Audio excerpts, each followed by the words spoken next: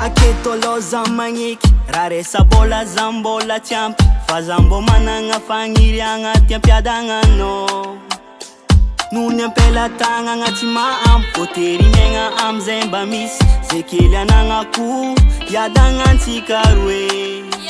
ano wazaki vivadiko fafumba mpi engangazan misiambuni misiambani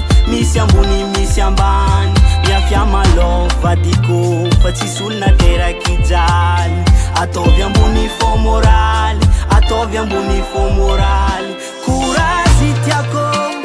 Kurazit yako Tinyani chamareng Atika mbola ubose Kurazit yako Tinyani chamareng Atika mbola utobe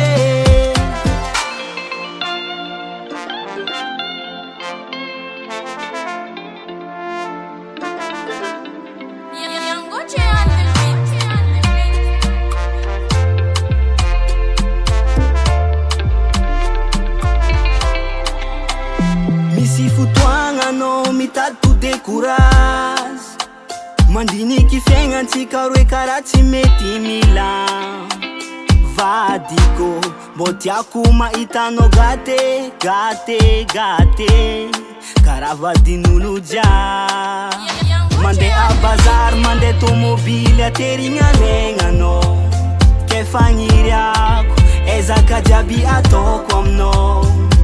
Botia kuma ita ano bogate, titia kuma ita ano wizale Ano utia, boya danye Ano wazaki vivadiko, fafumba mpi engangazan